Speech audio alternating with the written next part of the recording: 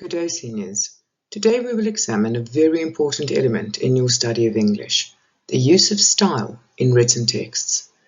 My name is Mrs. Daisel, and I will guide you through this sometimes difficult and poorly understood theory of style. By the end of this lesson, you will be able to define what style is, recognize the different types of style used in written and spoken texts, and finally, you will be able to use style correctly in your own writing in assessments as well as exams. The important thing to realize is that style is not limited to one aspect of English. You will encounter it in all three exam papers, from essay and transactional writing in paper 3 to recognizing the different types of style in paper 2, and also in comprehension texts and visual literacy texts in paper 1. Style is everywhere around us, and I will help you to unlock the secrets. When we look at this definition of style, we notice that it is not about what we write, but rather how we write something. Let's read the definition together. Rather than merely sharing information, style lets an author share his content in the way that he wants. For example, say an author needs to describe a situation where he witnessed a girl picking a flower. He could write it in one of three ways. Number 1, she picked a red rose from the ground. Number 2, scarlet was the rose that she plucked from the earth. Number 3, from the ground she delicately plucked the ruby rose, cradling it in her hands as if it were a priceless jewel. Do you notice how the three examples all deal with the same content? A woman is simply picking a rose from the ground, but each writer has chosen a different style in which to relay the same information. In the first sentence, the writer has used an expository style. The second sentence is written in a descriptive style. Do you notice that the way this sentence is written sounds like some of the poetry you've done in class? The final sentence also looks descriptive, but it doesn't have the same kind of poetic phrasing. That's because sentence 3 is written in a narrative style. Perhaps it all seems a bit vague and abstract to you right now, but not to worry. I will explain it to you step by step. Let's look at the next slide. Here we have the 4 basic types of style: expository, descriptive, persuasive, and narrative. So what are the differences between these styles? How will you be able to recognize the different styles in written texts? And most importantly, will you be able to use the different styles in your own writing? Look at this example of a textbook. Expository style is used when writing factually, like you would see in your own textbooks for school. Consider the style used in a biology textbook. Does the writer tell a story? No, because that would be a narrative style. Is your EMS textbook written in poetry form? I hope not, or else you would need your English teacher to explain it to you. Does the author of your physics textbook try to persuade you that the laws of causality is something you should agree with? Again, no. You are merely expected to believe it because it's stated as a fact. That is what expository writing aims to do, to inform you of facts. The register is usually formal, and the author is neutral and objective. You won't find personal pronouns such as I, we, and us. There won't be any figures of speech such as idioms, metaphors, or personification. A textbook might include subject-related jargon, such as formulas in physics, or terms such as pi, cos, and tan in mathematics. What about a different example of expository style? Let's have a look. One type of transactional writing your English teacher has taught you is the eyewitness report. So let's read the following example. This morning at 9 a.m., a school bus collided with a car at the intersection of Jones and Hurd Streets. There were no injuries on the school bus, but medical personnel performed checks on each student and the driver before those students were transported to their schools. The driver of the car sustained slight, non-life-threatening injuries. He was transported to the local hospital. The accident is still under investigation at this time. So for this type of transactional text, you should use an expository style in your writing.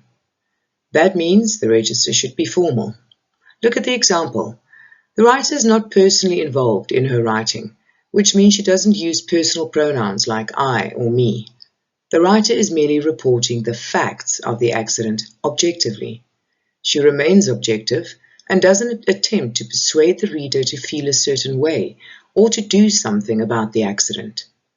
Unlike descriptive writing, the writer isn't trying to create a specific feeling in the reader, and there's no figurative language in the eyewitness report.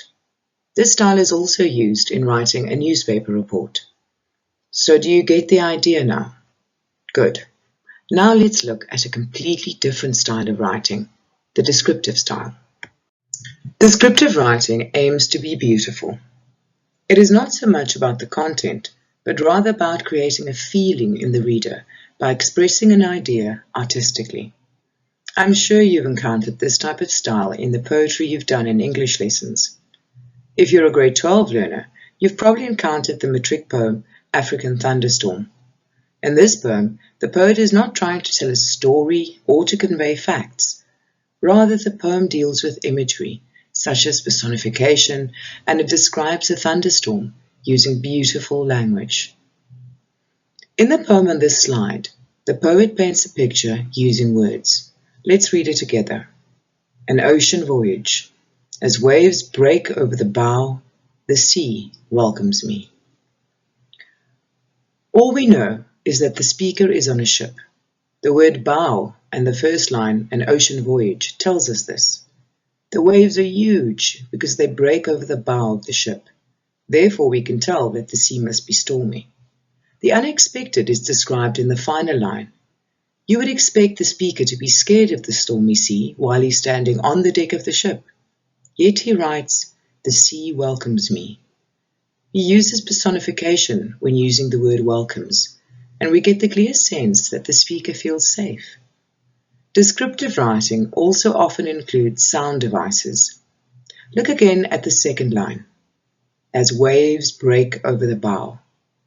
Do you notice the alliteration of the B sound in the words break and bow? These hard B sounds imitate the loud sound of the waves crashing onto the ship. Now consider the final line. The poet uses internal rhyme created by the words sea and me.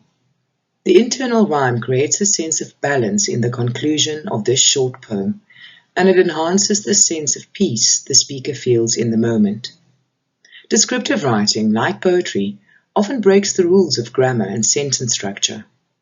The first line of the poem is not a complete sentence. There is no verb in the first line, yet the poet ends the line with a full stop. If you did this in an essay or a newspaper article, your teacher would underline it in red. But poets get away with it all the time. It's called poetic license. Can you see the difference between expository writing and descriptive writing? It is the different types of style which make the two types of writing so distinguishable from each other. We've all seen billboards on the highway. Think about what makes billboards successful as a means to persuade you, even though you only have seconds to look at it before you speed past it. The example in this slide is a billboard advertising Nando's. What's the first thing that catches your eye? It's probably the headline, Lunch on Us. The headline is short, only 3 words, but it certainly captures your attention.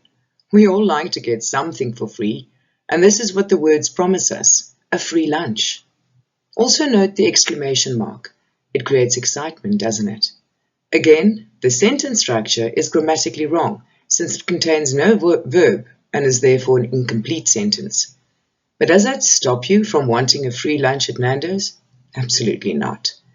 The headline is successful in achieving its purpose, which is to A, get your full attention, and B, create a desire for the product. And to entice you even further, there are pictures of burgers, wraps, and chips to make your mouth water. Now think back to some of the prepared speeches you've had to do for English assessments, whether written or spoken. Some of those speeches would have been expository, where you aim to share information on a specific topic. However, some of the speeches were aimed at persuasion, where you tried to convince your audience to agree with your point of view or to do something, like attend a Valentine's ball or enter a writing competition. Whatever the case, you would have used persuasive language and techniques to achieve your goal. The text in this example is an extract from a magazine article, which was used in a comprehension test for an English exam. Let's read it together. For years now, name brands have become more and more popular, as well as expensive. In my high school, I see several students in the hallways with extremely high-priced clothing, jewelry, etc. I'll be honest, it disgusts me. Our parents have hard-working jobs, and most of the things you get are coming from your parents' salary. Is that fair? When you become their age, would you like it if your children spent your money? Because that's how it is. Why do we need all these expensive things? Girls of all ages walk around in Uggs. At Mandy's or Target, they have boots exactly like Uggs, but we choose not to buy them. Now, in order to figure out what style has been used in a text, you should ask yourself a few basic questions. For example, what is the register of the text, formal or informal? Is the text factual and objective? Does the writer have a specific point of view? Identify this point of view. Or is the writer trying to create a feeling and a mood?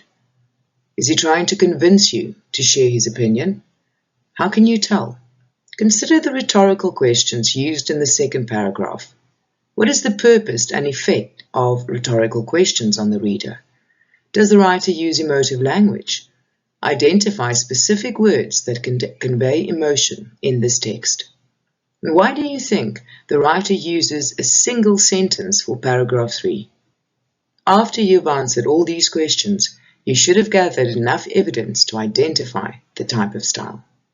When writing or telling a story, it is written in the narrative style. This is, of course, again, quite a different style.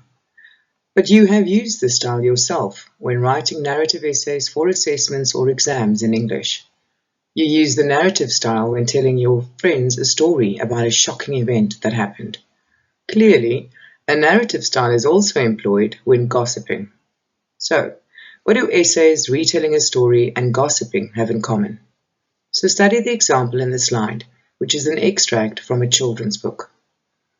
First of all, you can tell that this is an example of narrative writing because the author is telling a story.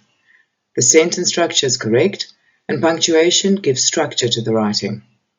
There are distinct characters involved, Elliot and his mother. There is narrative writing and direct speech.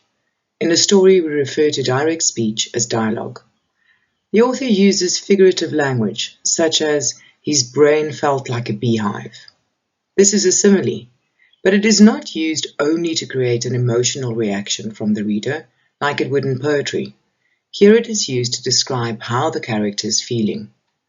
The last line on the page, penny for your thoughts, is a well-known English expression, which forms part of idiomatic language. So while there are elements of descriptive style involved, these elements only serve to tell a story. It is not art for the sake of beauty, as in the poem we looked at before. Think about some of the novels you've read, whether for pleasure or as part of the English curriculum. Every novel has elements of descriptive writing. There are facts given by the author, and there's quite often a specific point of view, especially if the novel is written from a first-person perspective. However, the major difference is that narrative writing includes elements from other styles for one purpose only, to tell a story. So, the next time you write a narrative essay for formal assessment, include some or all of the elements discussed here. The most distinguishing element of the narrative style is that it has a plot or storyline. In other words, something has to happen to someone, somewhere, and at some point in time because of something else. Finally, everything has to come to some sort of satisfactory ending. So let's summarize some of the key elements that contribute to successful narrative writing. They are plot, characters, setting of time and place, descriptive writing, dialogue, relationships between characters, conflict, climax, and resolution.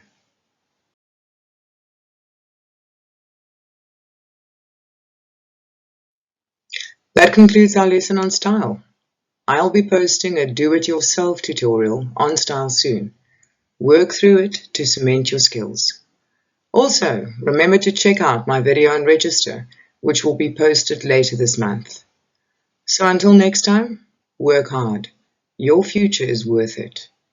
This is Mrs. Daisel, signing off.